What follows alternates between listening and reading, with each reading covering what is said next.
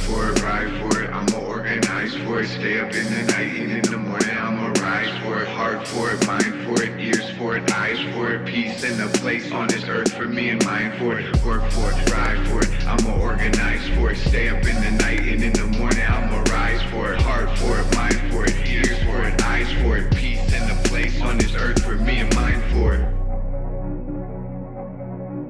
All right, hey, thanks for tuning in to the Money, Power, Land, Solidarity podcast. I'm really excited to be joined today by some local organizers with the Restaurant Opportunity Center, folks who are organizing with food service workers. And I wanted to, preface this conversation by saying it's an issue and a struggle that's near and dear to my heart because I was raised by food service workers. My mother was a server. You know, she worked daytime during the week and nighttime during the weekends, 2 jobs. My dad worked in kitchens. Right now, my brother's a service industry worker. I've worked in the service industry. You know, it's fed many of us and kept a roof on our head. And I know it's a real struggle. You know, it's a hard life. So I just want to say welcome. Thank you for joining us, and see if you could introduce yourselves for our listeners. Cool. Thanks for having us. My name's Eli Stein. I'm the lead organizer with the Restaurant Opportunity Center in Minnesota. We go by ROC Minnesota because the Restaurant Opportunity Center sounds kind of like a right-wing think tank. Yeah, right. Which is not what we are. Yeah. And I'm born and raised here in Minneapolis, and I use they, them pronouns. Awesome. Hello, I'm Rachel Heitzmacka. I'm also a ROC member, and I've been a server and bartender in the industry for about 7 years. Born and raised in St. Paul, Minnesota. Oh, and yeah. and she, they pronouns for me. Awesome. And I use he, his pronouns. And I was also born in Minneapolis, so I'm glad we got a little Twin Cities powerhouse trio right here today. Hell yeah. So can you just talk with us about ROC? What is ROC? How did y'all get started? Yeah. So ROC United is a national organization that started just after 9/11, actually. And it was a group of workers who worked in the trade centers, which it was a union shop, a Unite Here shop. It was called Windows on the World, top of the World Trade Center. And as you can imagine, a lot of people died. So the rest of the staff were left grieving folks and also without a livelihood. And so a group of workers there came together and sort of started just a resource center to support each other. And from there, it grew. So it's about 20 years old. Here in Minnesota, Wow. Different story. I didn't know that. Yeah. That's wild. Me neither. That really is incredible. It's like one of those things we hear so much about 9/11.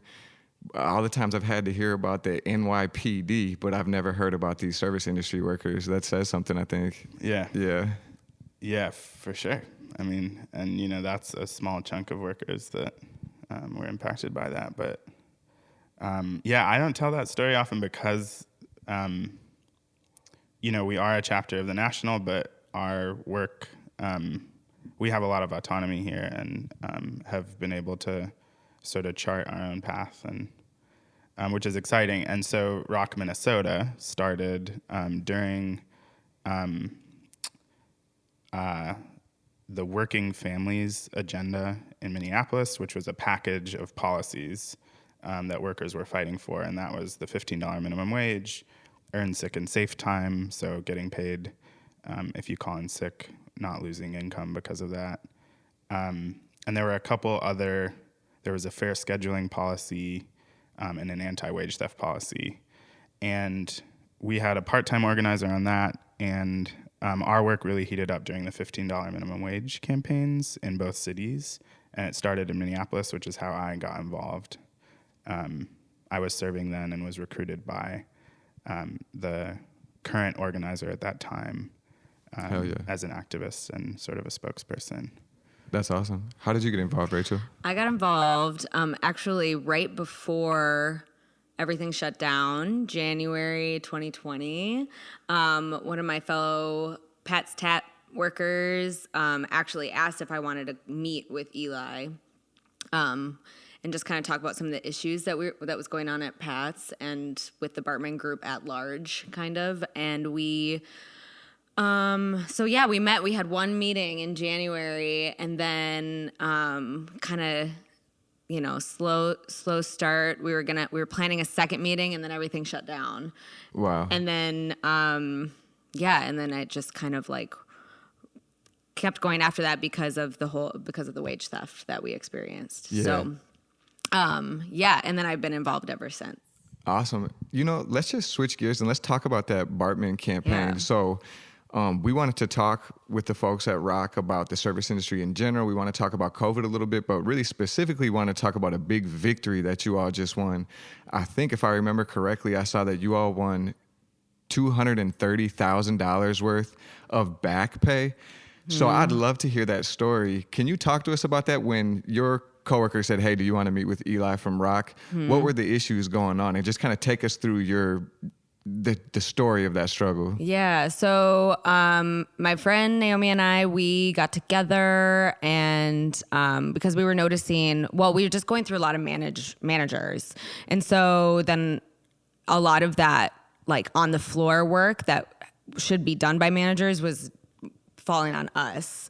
And it was just like a lot of work to just be the only person on the floor for an entire restaurant. And we were really low on beer and wine and liquor. So we stopped getting we stopped getting shipments of our alcohol, and we got down to a point, I think we only had like a couple cans of gluten-free beer to offer people, and like at a place called Pat's Tap, that's just like that's not a cool environment to work in. It's like really sucks to go up to a table and just like have them walk out, because that affects my paycheck. For real. It affects everyone's paycheck. It affects business. I don't even go to Pat's Tap, but I know that's the selling point. Yeah, It's it like has the beer. wide It has a lot of beer. Yeah. You're going to start a gluten-free riot, this motherfucker. So that was a super stressful time. And I also knew that there was a lot of back of house folks that were working at more than one of her restaurants. And so we were worried about wage theft happening there. Okay. And can you talk, for people who aren't familiar with the service industry, what's back of house versus front of house? Back of house is our kitchen staff, and front of house is anybody that works on the floor. So servers, bartenders, wait assists, hosts, there'll be managers, front of house managers, and then back of house line cooks, chefs, sous chefs. Then they'll have their managers too. Yeah. Dishwashers. Right. Yeah. Right. Definitely. Thank you. And I don't know if maybe we can circle back, but from like my time in the service industry and from just having friends and comrades in the service industry, I know that front and back of the house distinction can be like a divide and conquer type of strategy by ownership, and also know that there's a lot of racial stratification in terms of front and back of the house. So maybe could y'all speak on that now? Like, how do y'all at ROC deal with that? Yeah, I mean, I think that's an important thing to understand about the industry, which is, it's a microcosm of our world where we have structures in place that actually create divisions within the workplace. So like you said, like when you look at back of house workers in Minnesota, they're much more likely to be black and brown folks, a lot more likely to be men. And then when you look at the front of house, you see a majority of women, of all ages too, right? I think there's, in the 90s, the fast food industry really planted a narrative about restaurants, which was like teens flipping burgers, young people doing this as a stopgap job before they take on a quote unquote real job. And when you actually look at the demographics, there are a lot of young people, but the majority is like 25 to 35, and it's actually a small majority. And then there's like 40% who are older than that who have made a life in this industry, both front and back of house. There's nothing that would infuriate me more. And I remember it was actually something that planted the seeds to me becoming a leftist, is being a kid and hearing people talk about the jobs that my parents had as jobs for kids. And the disrespect of that, and I know so many dignified, brilliant people who have raised whole families working in the front of the house or the back of the house. I appreciate you saying that. And I remember as a kid being like, no, that's not at all what it is, you know, like, and my parents and everybody that works in the service industry deserves as much respect as anybody else. Matter of fact, probably more, you know? So it's like, I appreciate you pointing that out. Yeah. Thanks, Eli. Yeah. Yeah. Yeah, and I think to finish that thought, so when you look at the racial demographics of the front of house, it's a majority, I think 70% white folks, right? So there's an occupational division that exists in our industry that is created, like let's just say that out loud, like it's created by the people who control this industry to keep people divided. And I think it's also important to note that actually, and it's changing a little bit right now, but pretty much for our entire lifetimes in this industry, that racial division is also a wage division, because you have back of house workers making a wage and a wage only, and you have front of house workers making a wage plus tips. And in a lot of cases, that's a better paying position than the back of house. So you have, black and brown BIPOC folks in the back of house making less money, and front of house workers making more money who are white. And I think just the last thing to say on that, in terms of a structural understanding, is that front of house workers are co-opted into having a vested interest in the financial success of the business. And what I mean by that is that our tips are based on sales.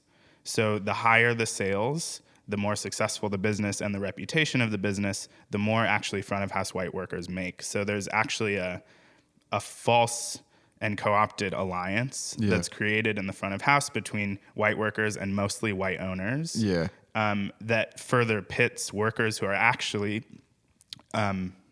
both, at a power dynamic disadvantage to the owner. And so I think the reason I think this is so important, and when you ask how does ROC address this, the first step is like understanding that these divisions are structural. And what that means is that if we are to change them, workers actually need structural power to shift those dynamics. Which we frankly don't have right now. And so a big part of our work, this is the last, I know I can talk. Oh, you're good. Please do. You got a mic. That's what you're I got a mic. Yeah. You're right. You handed me the microphone. Right. So I think in our mainstream culture, a lot of the time we think about those racial divisions as things that we can overcome by addressing things inside of us about the way we think about people of a different race, whether we trust them or don't, or, and that goes across race and background. And I think that's a first step that we take is about building relationships, but also naming that like the divisions they exist and they create emotional responses, right? Like if I'm a back of house worker watching white front of house workers make more money on work that I'm doing, right? Like I'm making the food. That's why people showed up. I'm making sure these plates are clean. Right, exactly. Oh my God, yeah. And if I'm seeing that day and day and day, and there's no relationship, we're not talking about it. In fact, we're maybe avoiding talking about it. It's also a language barrier sometimes. Fact. That's a huge thing I think we can talk about. But I'm going to feel a type of way about that, of course. Hell yeah. And especially if I see someone benefiting day and day and day and not acknowledging that they're getting money off my back, even if it's crumbs, right? It's still crumbs. We're all fighting for crumbs. But we see each other. We don't see the boss who actually, shows up once in a while driving a Mercedes or has a nice ass house. And so I'll say the first thing that we do is build relationship with each other. And the second thing is that we acknowledge that these are structural, they're not personal. And that the only way we can address them is addressing them through the structure. And the first step to doing that is engaging with our personal experience of the structure. And that's, the shorthand term for that is solidarity. We're trying to build solidarity together. And the way we do that is building relationship, showing up for each other, mutual aid. And eventually when we're successful in organizing, which people say organizing, it means a lot of things. We can talk about what that means to us, but through that is taking risks together that are successful. And that takes a long ass time. We actually, I think, in a lot of ways, a lot of our campaigns up until now have won less than they could have because we haven't built that solidarity strong enough. And it's because we're undoing 50 years of work in this industry to keep us divided, and it's going to take a long time. Hell yeah. There's no shortcuts. No Shortcuts. shortcuts. My favorite book.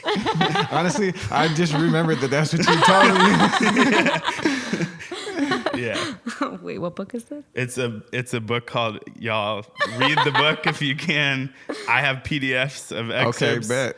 I don't know if that's like violating copyright. Jane McAlevey. Come on, sorry. we're communists out here. That's right. I think she would be down. And if Yeah. she's not, her agent can call me. Right, come do something. But I got PDFs. I have them in English and Spanish. So please, I'll drop contact at the end of this or maybe in the show notes. But I want everyone who's thinking about organizing in our industry to be reading that book. Yeah. That's dope.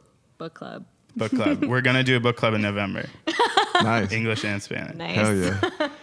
So I really appreciate that. And now let's weave back into this story of Pat's Tap. So right before COVID really hit, you're having these issues, you're living through the issues, you meet with Eli. Where do things go from there? What do you discover about what your coworkers are experiencing? Right. And how does the organizing move forward? Well, no shortcuts is really what I learned, because having conversations with people that you're so used to just like kind of coming into a shift and shooting the shit with and having to make sure you're having a good time, to all of a sudden like change that narrative and be like, hey, so I know working here sucks. Let's make it better. Yeah, hell Let's yeah. do something serious about it.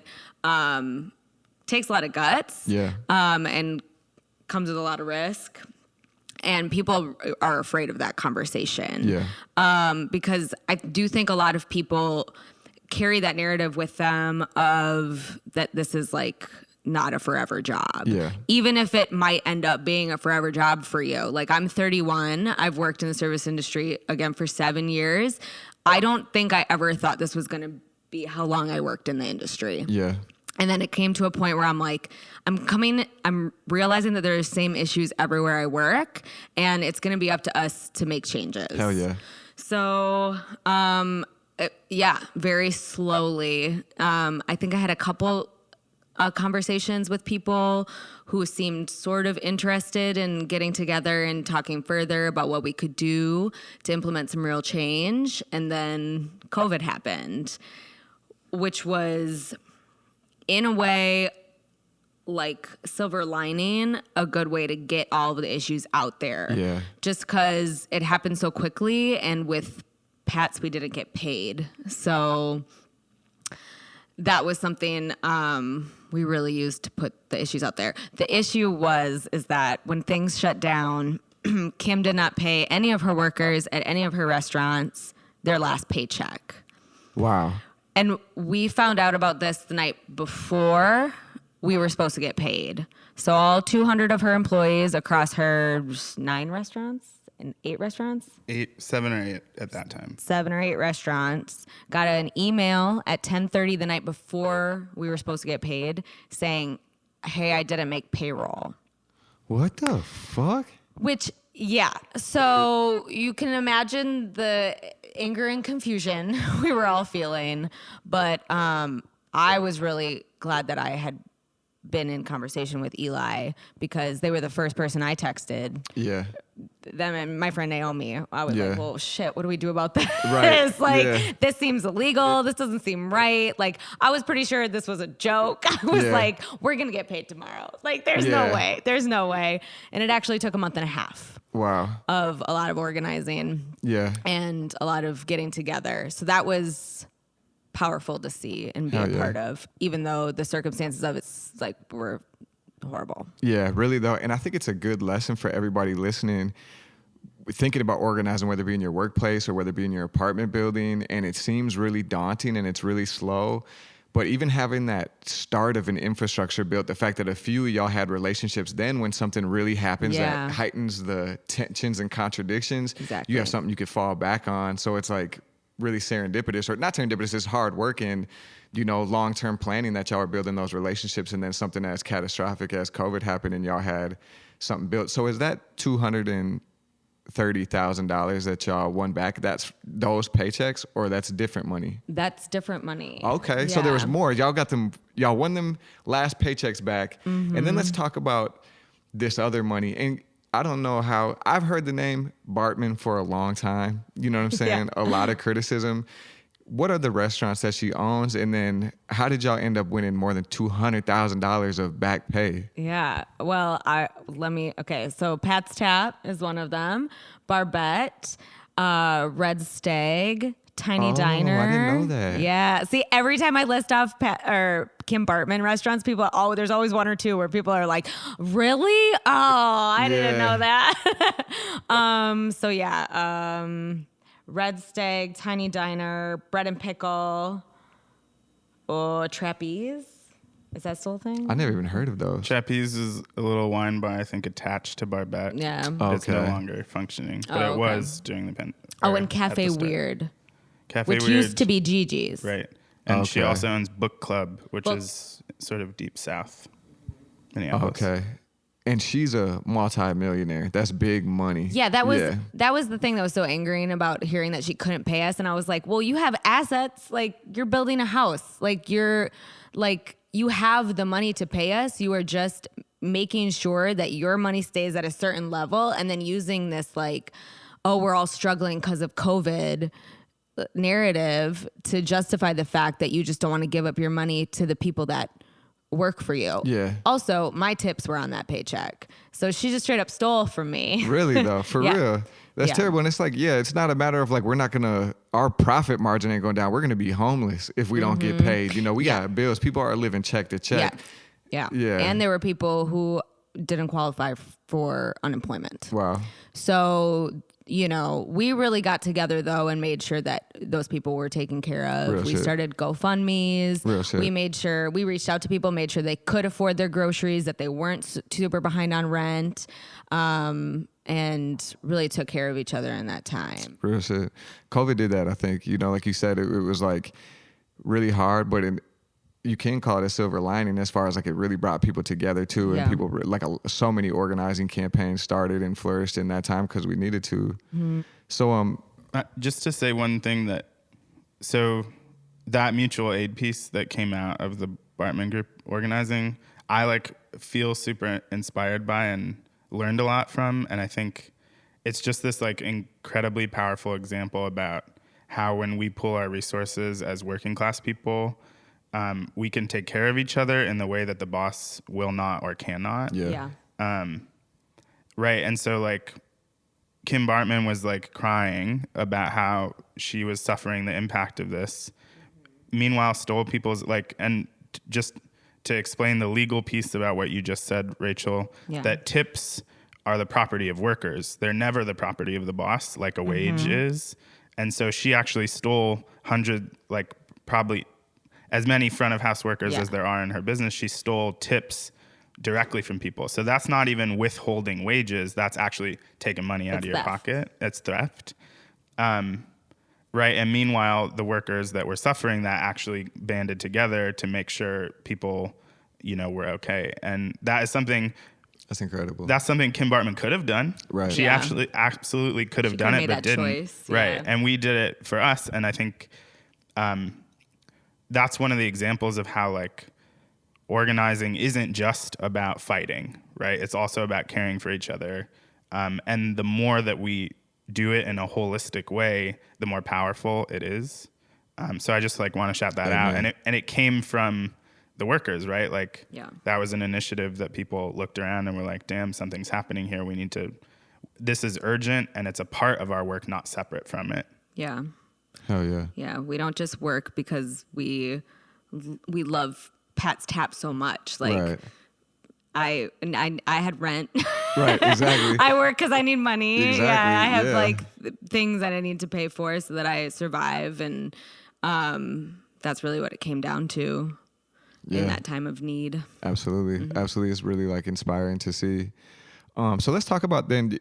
You talked about coming together, and y'all didn't get that last paycheck, And that seems like it catalyzed the organizing. Where did the organizing go from there? And how did it get to the point now that this victory that y'all just won? Can y'all walk us through that story? What was that money that was owed to y'all, and how did you get it back? Yeah, totally. So in that organizing, in that time, after we didn't get paid, what we did is we made a petition that we got out on Facebook. We did like a blast? What do you call it? Yeah, like an e-blast. An e-blast, yeah. Just for the general public to sign, pretty much sharing our story. And okay, I remember that. That's when we started talking about we should talk to y'all on the podcast. Yeah. And that was pretty much just like, we demand that you pay your workers now. And then we wrote a separate demand letter that we got, was it 80? It was over 80 of the workers. Over 80 of the workers to sign. That just stated, you have 24 hours to pay us our wages. Otherwise, you can pay damages for every day that we don't get paid or that we don't see our wages. And we just kind of kept organizing around that. I think we had like weekly meetings talking about like what we could do if if any of the Bartmann restaurants do open again.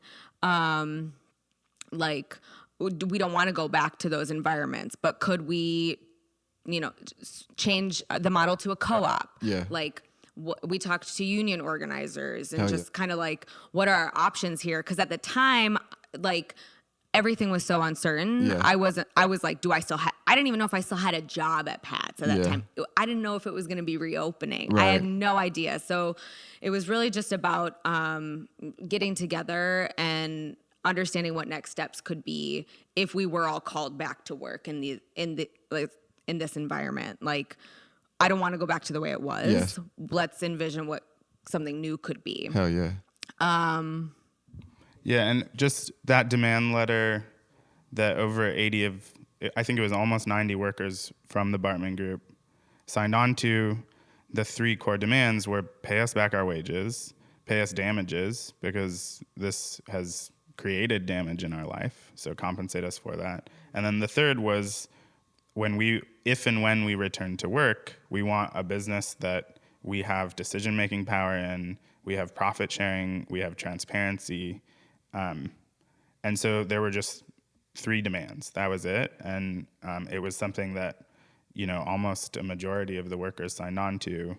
And this was during COVID when this was all over the internet. It was like Zoom meetings. Different spots. Yeah. So that was wild. Yeah. To like be meeting people that worked for Kim in the same boat as me that I'd never met before, but like on a screen, like was really wild. I bet it was.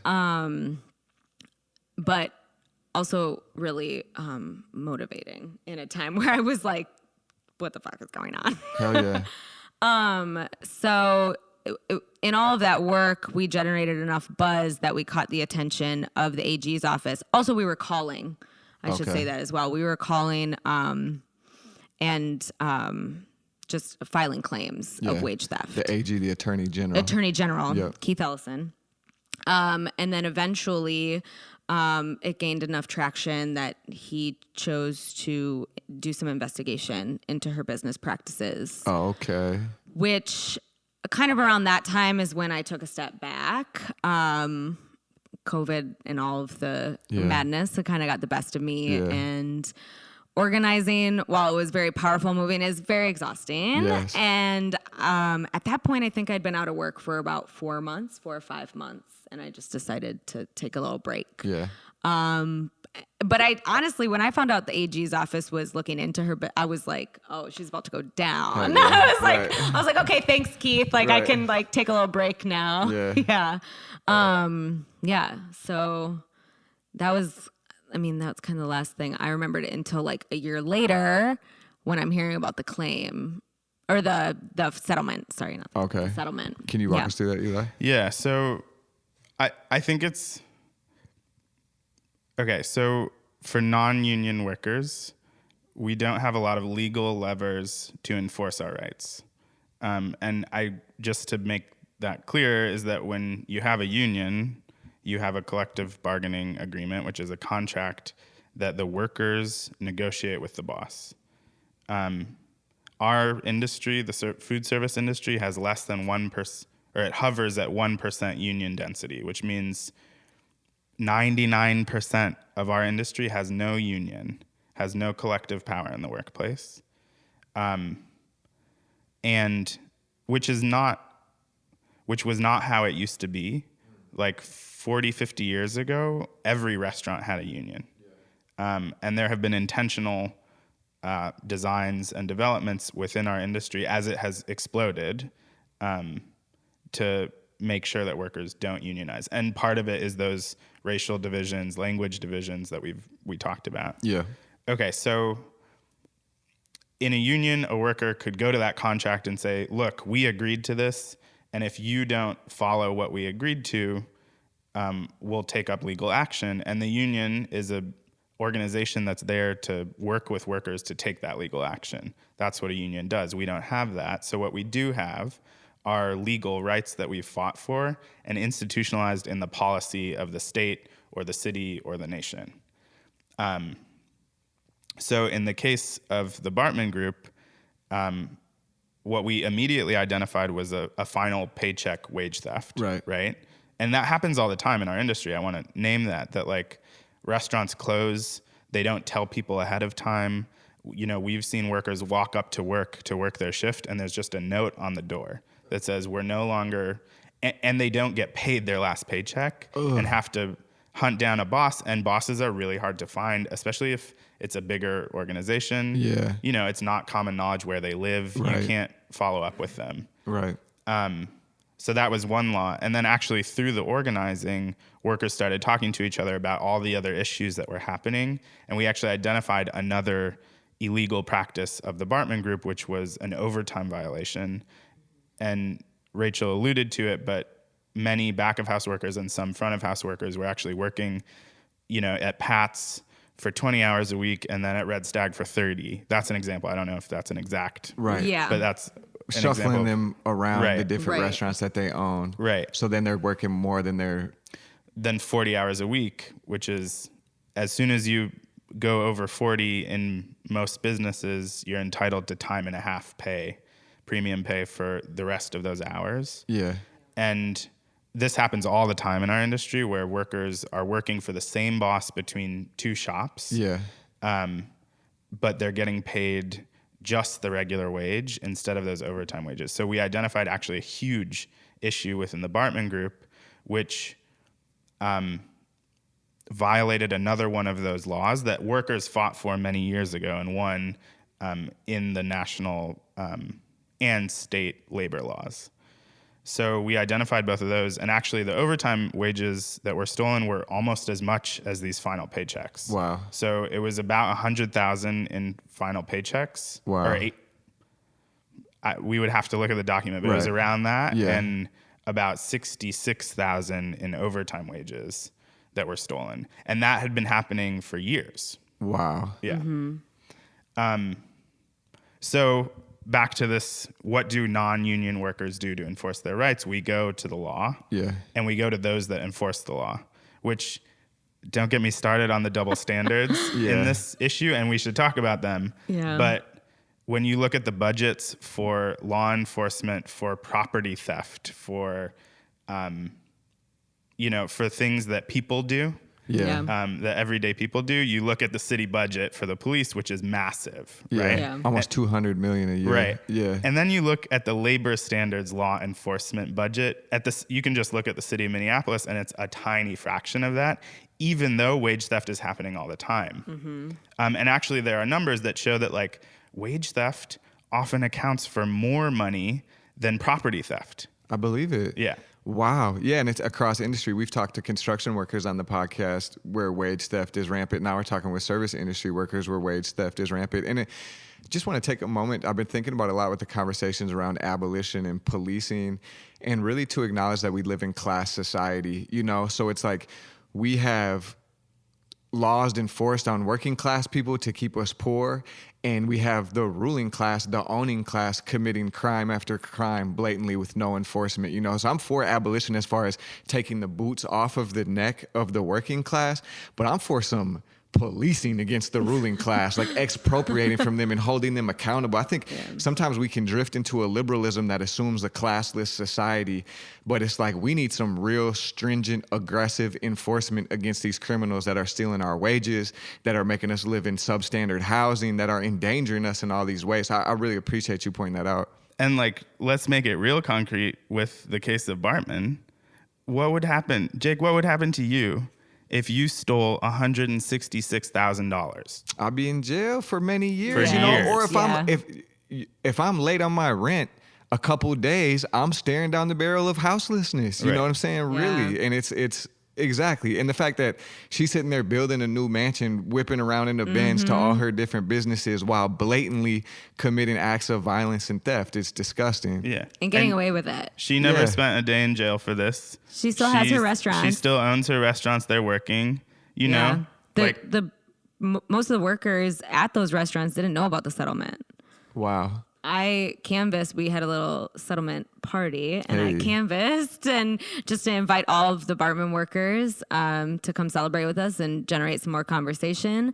And nobody knew. I was like, have you heard about the settlement? Mostly people were like, what settlement? The Surly settlement? I was like, no, this one. Here, the one you're working for. Yeah. Damn.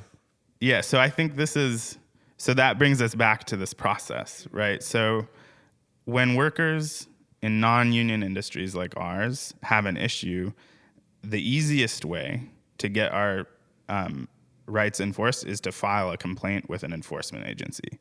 And so in the state of Minnesota, that could be the Attorney General's office, it could be the Department of Labor, it could be the Minneapolis Labor Standards and Enforcement Division.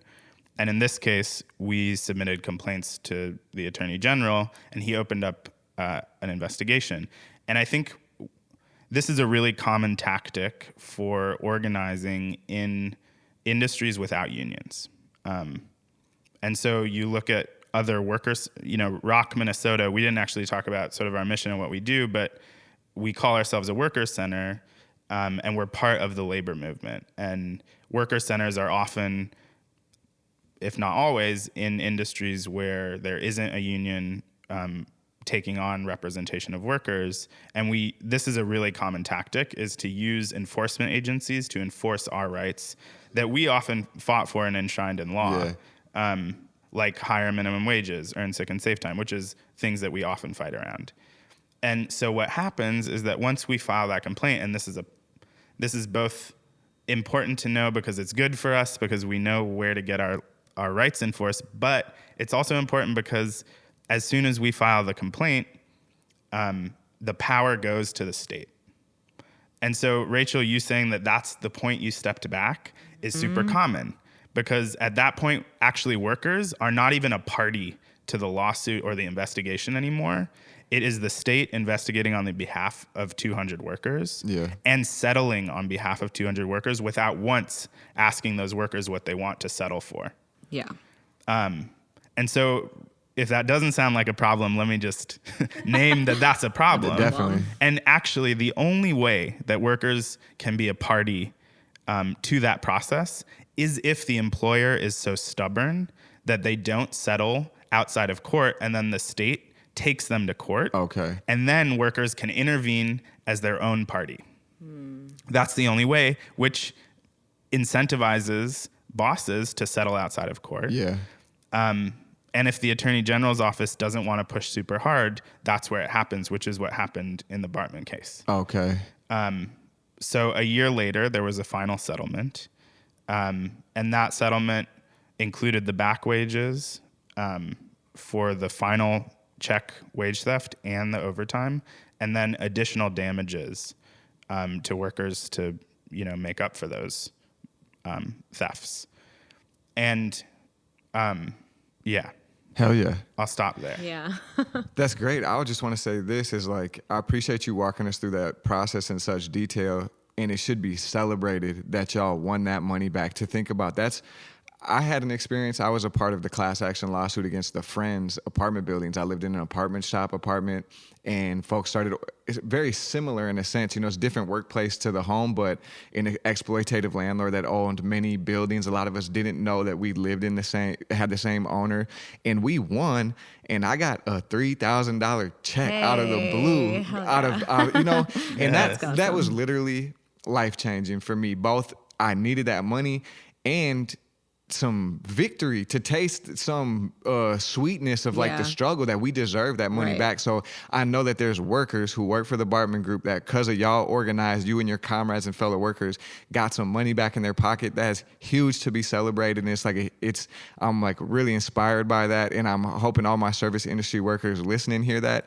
And it's important to say that we could have got more and we can get more. Yeah. And we're working in a system that's not for us. So y'all worked that system to the T, the best you could. And what we're left with is understanding that the struggle continues, and we need to win a better system, because we can't leave it to attorney generals, to fight for us. We got to keep building our collective power. Amen. Yeah, definitely. Yeah, I like I said, I had taken a step back from everything, and then when the settlement was announced, I got like my phone blew up with texts. Hell yeah. And I'd also taken a step back from like Facebook and Instagram. Nice. So I was like really off the grid. True step back. Yes. A true step back. So like to get all of these texts was like really awesome and super powerful for me, because even though in that article it didn't really mention any of the work that we did, I knew it was because of the work that we did that made that settlement possible. Yeah. Absolutely. And hopefully it's, makes people, rallies people a little bit around the issues, and shows them that if you work hard enough, it doesn't happen right away, but you will see, you will see something at the end of the day. Yeah, absolutely. For the work that you did. And that was both front of house and back of house workers who received benefits from that struggle. Well, I haven't received a check yet. Okay, so the money's still coming. What's up, Ellison? Let's go run them checks. Part of the settlement is that Kim has a year to pay these things. And I want to like thank you for lifting up the celebration. Yeah. I think that being in this work every day, it's like our wins are complicated. Yeah. And we got to celebrate them. And I will say, like, workers won significantly more because they organized. Yeah. Yeah. And won it back faster. Like, often in these cases, bosses sit on those back wages for a long time. And anecdotally, like, through the AG's office, we actually heard that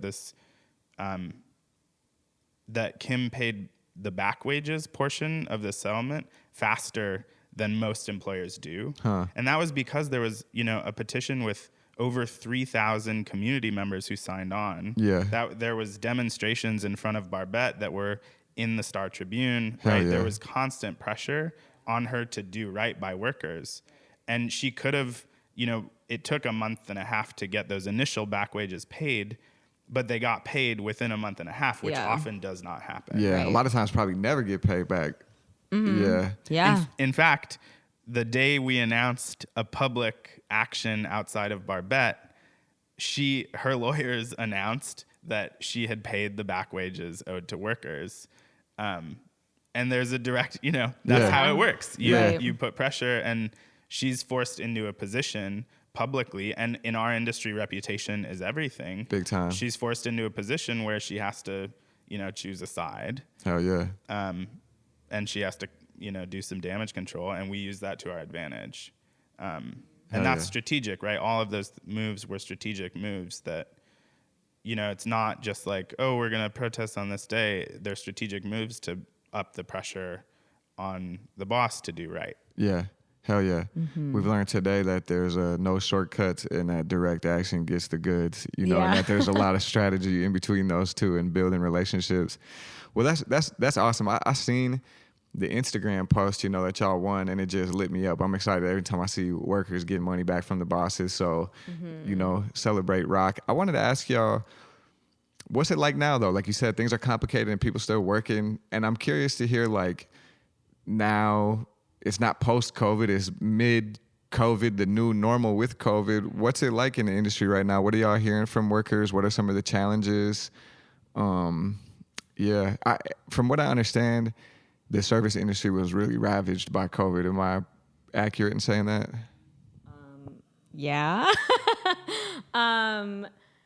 Yeah, I think so. Eli, you might know a little bit more. Yeah, definitely.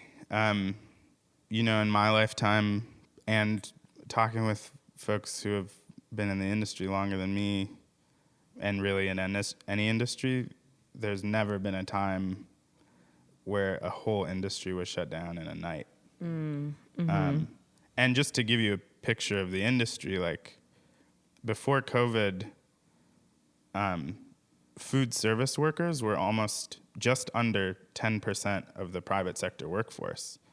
That's huge. It's a huge chunk. Yeah. And that's growing rapidly, right, at that time. And frankly, it's one of the most resilient in terms of workforce industries of them all. Like during the 2007, 2008 financial crisis, it was one of the few industries that actually continued to grow. Okay. And when you look at consumer trends, like folks now, or it was a while back when this came out, but folks had hit the point where people were actually spending as much on prepared food from restaurant and food service as they were on groceries. Oh, yeah. So as you understand the economic position of this industry and the cultural position,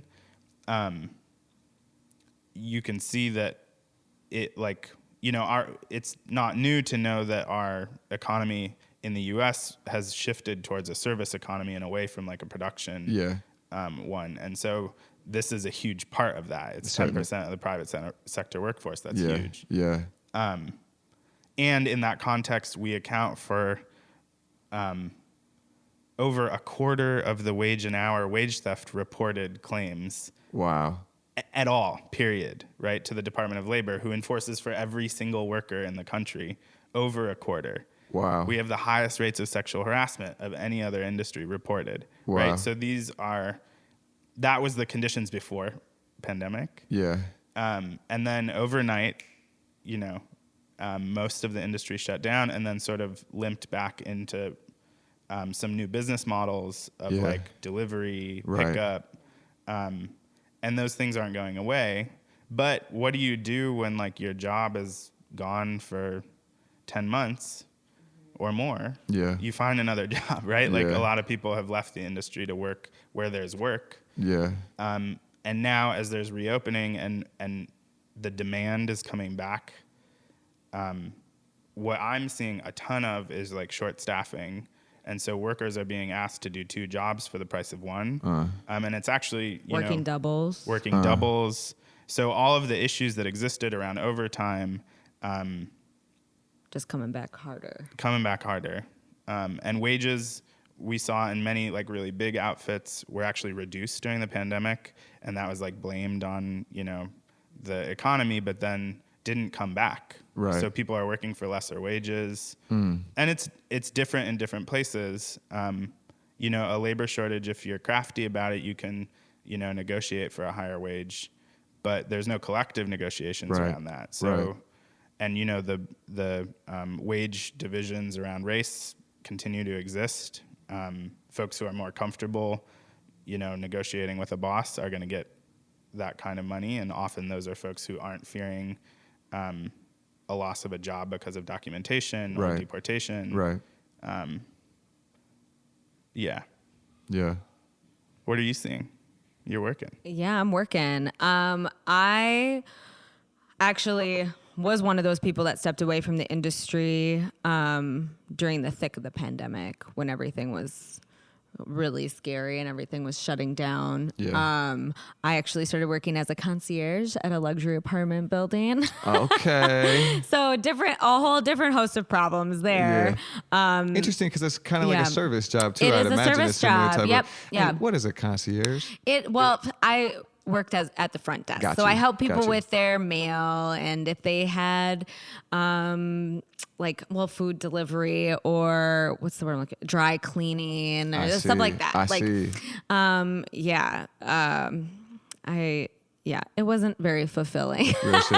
I feel you. But it was work during the pandemic, and Yeah, I was hell happy yeah. for that. I Hell was yeah. definitely happy for that. But then I was offered an opportunity to work at, can I say the restaurant? You can if you want. Oh, yeah. I was offered an opportunity to work at a new restaurant, River West, called Awamni. Oh, okay. Yeah, Yes. and I'm so glad I took that opportunity because it's they're taking on a new kind of business model with everything with indirect service. Okay. I'm making more hourly than I've ever made before, Nice. and I think everybody is. And it feels good to be back in the industry. Yeah. Strangely enough, because it's a skill. It's something Yeah. that I really love to do at Really the end of the is. day. Yeah. And I'd rather be doing that than sitting at a desk. Absolutely. But yeah, I mean, working in COVID is real. It's weird. I believe it. It's stressful, and because we all wear masks. We have to be masking at work because we're technically a government building with the parks. Okay. But I do say it feels a lot better than not wearing a mask. I believe that. And there are days where it's still very overwhelming for me Yeah. to be working in an environment where was so dangerous. It used to be so dangerous in everything. And I think that takes a toll on your mental health. I'm sure. And especially when you feel like you need to be working for money. Yeah. And so you like put yourself on the line every day. Yeah. Yeah. And yeah, it's so like taking it's a stressful. gamble with your life in a Yeah. certain way, but it's not a gamble because you don't have a choice. I Right. think so often you hear kind of like let the corporate media tell it everybody got to stay home and work from their computer, and that's just not the case at all. And like I Yeah. can only imagine because I've had a hybrid. I've done some in person work and some at home work, but I know the fear that I would be hit with later in the day, or just think like, oh, am I okay? And like, Right. or thinking about my loved ones who are going to work in a crowded bar on the weekend. So I heard also we did a episode about COVID a few episodes back, and I heard that line cook was the most deadly job during COVID, that more line cooks died than any other profession. That's buck wild. Yeah, including healthcare professions. Wow. That was a study out of University of San Francisco. Oh, and I also, as you were talking, I thought about the fact that like I have health insurance at my new job, but this is my first restaurant job I ever had health insurance at. Yeah, it's rare. And so that was another factor in COVID, thinking about, did I want to go back to the industry? Like, how hard was it going to be for me to get an opportunity to get health insurance, not through the state, like just Yeah. through my job. Yeah. And at most restaurants, you have to work full time. Yeah. Like you have to work an average of like 32 hours a week. And I was like, I don't want to be working that much right now in the middle of a pandemic Yeah. just for health insurance in case I get sick. Like Right. that's wild. And It I'm more is. likely to get sick the more I work. Yeah, So absolutely. And yeah. and I hate to I don't mean to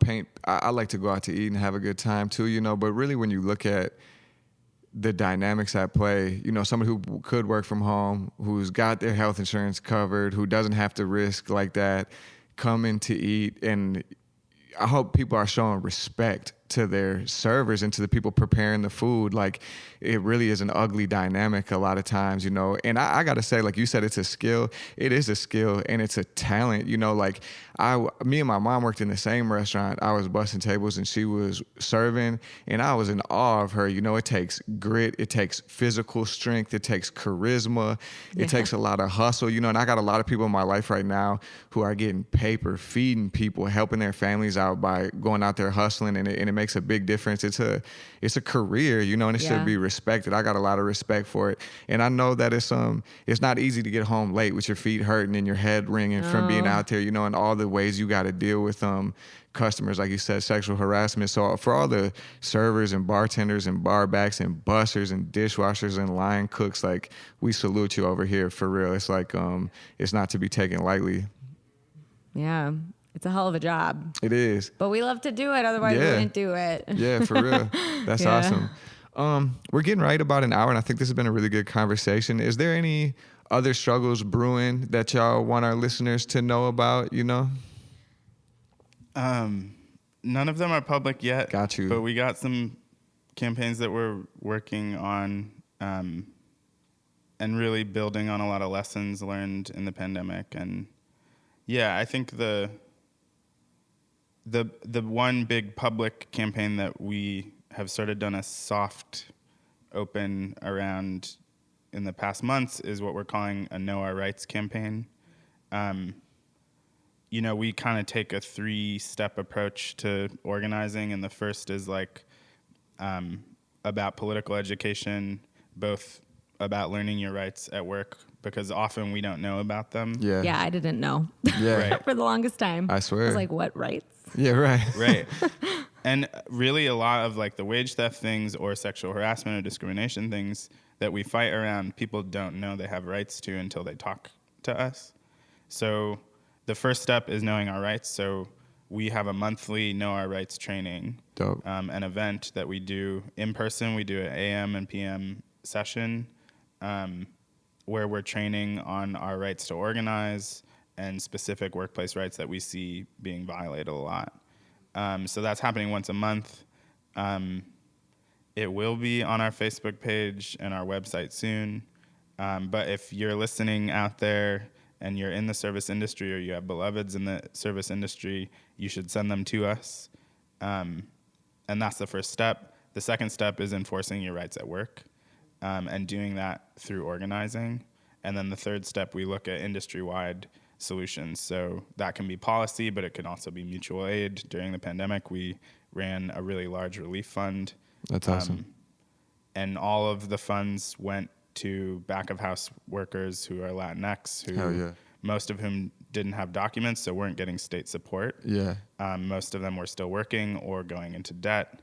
That's powerful. Yeah, so that's kind of the 3 steps, and the first is this Know Our Rights campaign.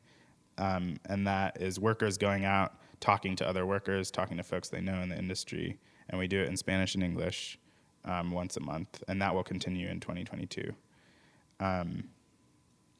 Yeah, so that's like the big public one, and we're working on some Nice. some new work. So any restaurant owners out there listening, I hope you're shaking in your boots. That's Yeah. right. We might be coming for you coming. next. Watch out. We're coming. Yeah. Do you got any closing thoughts? No, I guess just thank you for having us. Hell Yeah, yeah. I think the more that we can like tell this story, share this story, the more attention we can get around organizing. I mean, the more powerful it can be. Yeah, I'm just excited for the future. I think Yeah. that's partly why I went back. I was Hell like, yeah. there's more work to be done. Right on. And I feel momentum. So I'm excited for that. That's awesome. Well, you just heard the story of a big victory against the Bartmann Group. Hundreds of thousands of dollars won back to workers through collective struggle and organizing. We're here with Rachel and Eli from the Restaurant Opportunity Center, more snazzily known as ROC. Thanks for tuning in. Money, power, land, solidarity. We need money, land, solidarity. If you funny, stand very far away from me. We have running plans about as far as they can see to